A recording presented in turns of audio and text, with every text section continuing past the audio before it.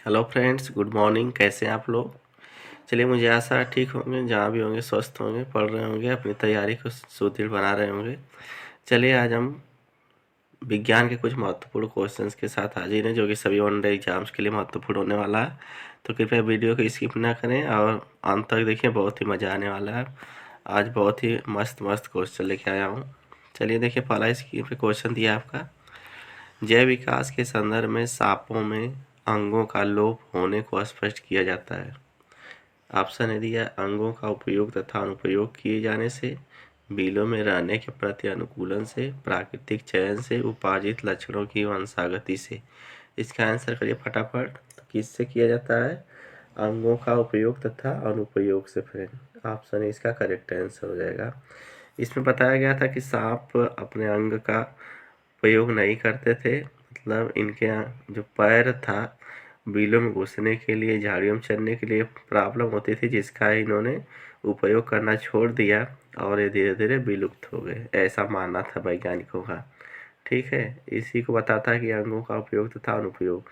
यह सिद्धांत कहता है कि आप अपने अंग का जितना उपयोग करेंगे वह अंग विकसित हो जाएगा, तथा जिस अंग का उपयोग ज़्यादा नहीं करेंगे वह अंग विकसित नहीं होगा, वह अंग क्या हो जाएगा? विलुप्त हो जाएगा।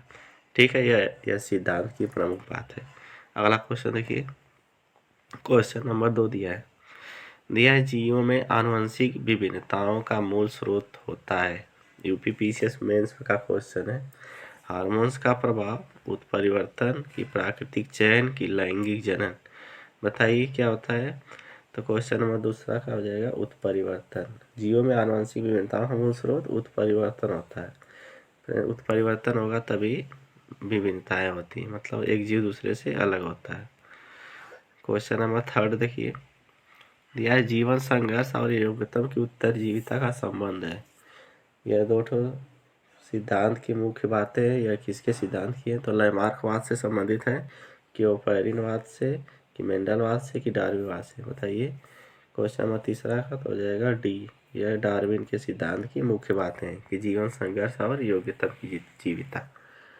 ठीक है, तो अगले क्वेश्चन की तरफ बढ़ते हैं। क्वेश्चन नंबर 4 देखिए, बहुत ही इंपॉर्टेंट क्वेश्चन। प्राकृतिक चयन के बारे में हमारी आधुनिक समझ के अनुसार योग्यतम सदस्य वे हैं जिनमें वातावरण के अनुसार अनुकूलन की सबसे अधिक क्षमता होती है, जो बहुत सी संतानें उत्पन्न करते हैं, परंतु कुछ ही संतानें लैंगिक परिपक्वता तक जीवित रहती हैं, जिनमें विशिष्ट वातावरणीय दशाओं का सामना करने की अधिकतम क्षमता होती है, जिनके वंशजों की संख्या अधिकतम होती है। फटाफट इसका आंसर करिए आप लोग। तो इसका आंसर हो जाएगा ए वाला, जिनमें वातावरण के अनुसार अनुकूलन की सबसे अधिक क्षमता होती है, वही क्या होते हैं? योग्यतम सदस्य होते हैं। ऑप्शन नंबर ए इसका करेक्ट आंसर हो जाएगा। चलिए क्वेश्चन नंबर 5 देखते हैं।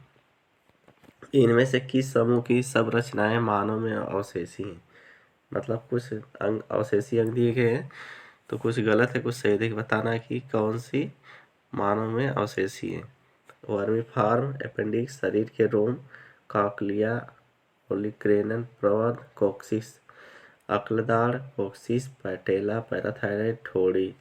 तो ठोड़ी नहीं होगा इसमें, शरीर के रोम नहीं होंगे, तो देह, रोम, कर्ण, पेशियाँ, ये भी गलत है।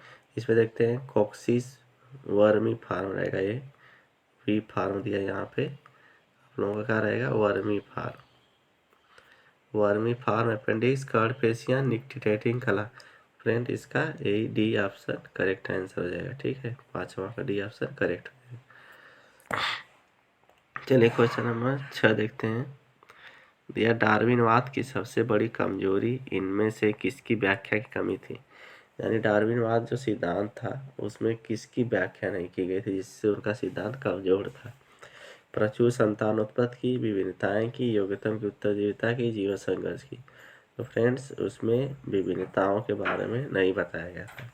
जो डार्विन थे उन्होंने विभिन्नताओं के बारे में नहीं बताया गया था उनके सिद्धांत में। ठीक है, चलिए क्वेश्चन नंबर 7 देखते हैं। दिया है उत्परिवर्तनवाद का प्रतिपादन किया। यूपीपीसीएस में पूछा गया क्वेश्चन है, मोस्ट इम्पॉर्टेंट, कि उत्परिवर्तनवाद बहुत बार पूछता है। म्यूटेशन थ्योरी जिसको इंग्लिश में कहते हैं। डार्विन ने, वैलेस ने, लैमार्क ने, डिब्रीज ने।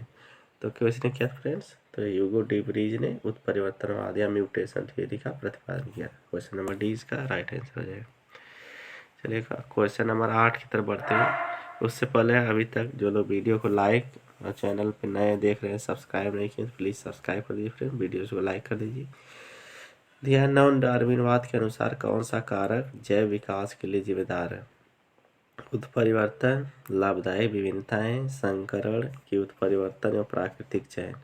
चलिए फटाफट बताइए। तो इसका हो जाएगा उत्परिवर्तन एवं प्राकृतिक चयन, डी इसका करेक्ट आंसर हो जाएगा। ठीक है। क्वेश्चन नंबर 9 देखिए। योग्यतम की उत्तरजीविता के विचारक के मूल प्रवर्तक के विचार के मूल प्रवर्तक कौन थे? तो डार्विन थे कि वायलेस थे कि स्पेंसर थे कि मेंडल थे? तो बताइए। इसके स्पेंसर थे। योग्यतम की उत्तरजीविता मूल प्रवर्तक, विचार के मूल प्रवर्तक कौन था? तो स्पेंसर थे। सी इसका करेक्ट आंसर हो जाएगा। चलिए क्वेश्चन नंबर 10 देखते हैं।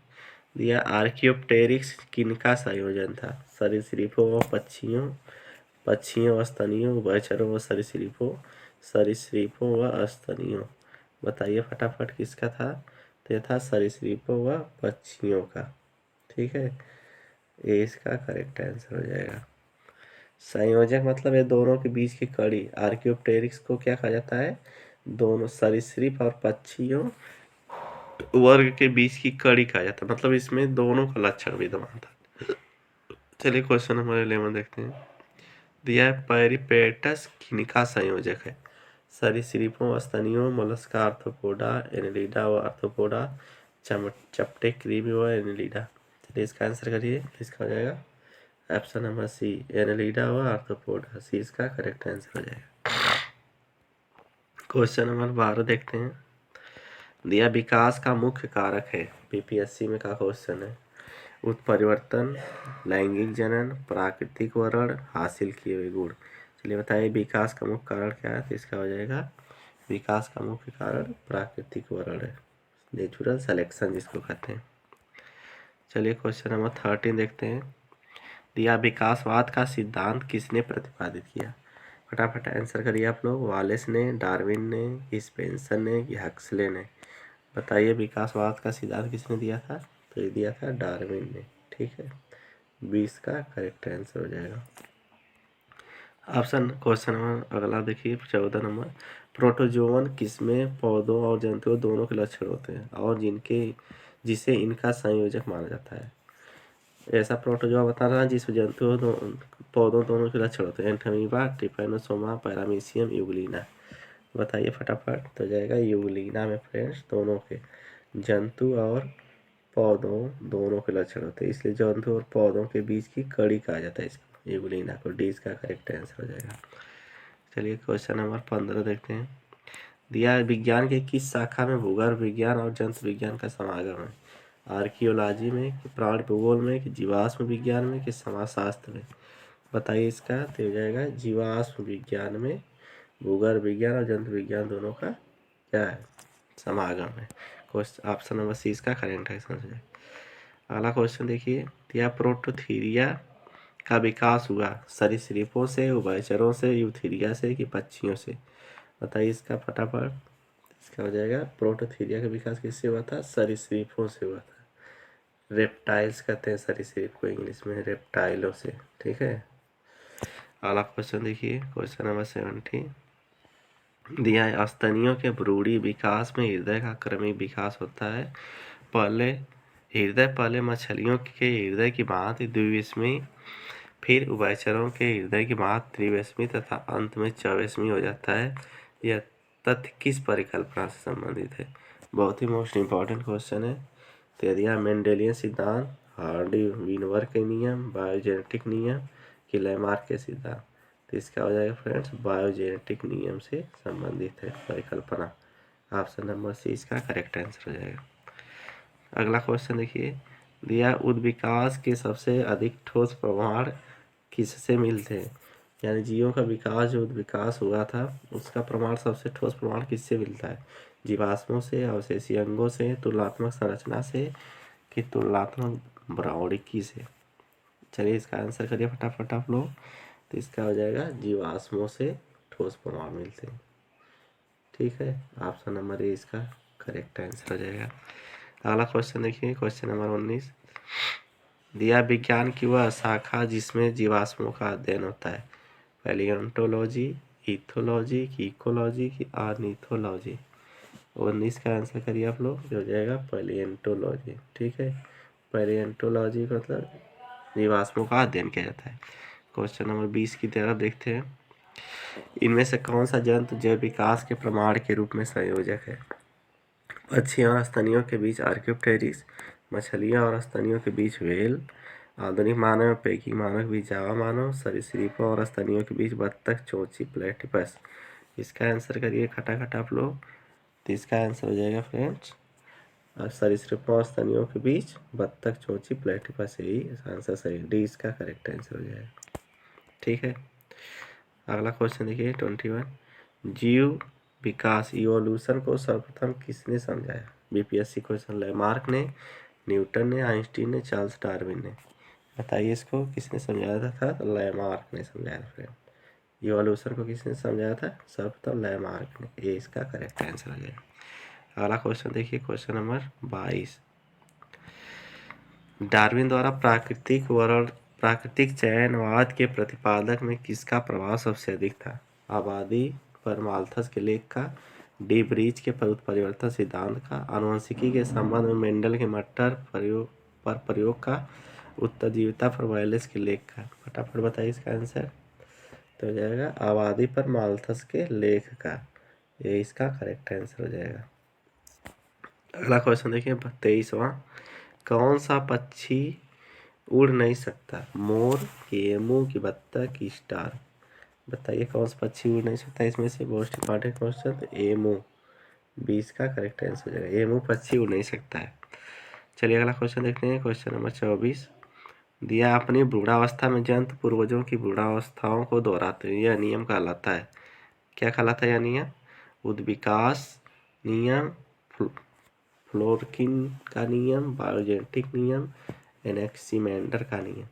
बताइए क्या कहलाता है? तो ये हो जाएगा बायोजेनेटिक का नियम, सी इसका करेक्ट आंसर हो जाएगा।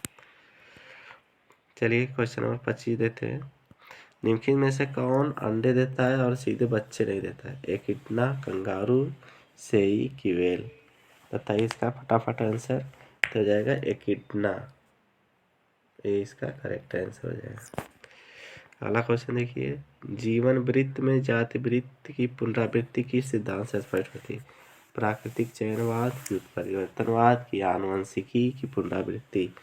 बताइए इसका आंसर आप लोग, 26 का आंसर करिए फटाफट, तो हो जाएगा डी, डी इसका करेक्ट आ जाएगा, पुनरावृत्ति सिद्धांत। ठीक है, अगला क्वेश्चन देखते हैं, अपने व्यापक रूप से स्वीकृत भाव में जैव विकास का मतलब है प्राकृतिक चयन, परिवर्तन के साथ अवतरण, उत्परिवर्तनों का होना, जनकों के लक्षणों की वंशागति।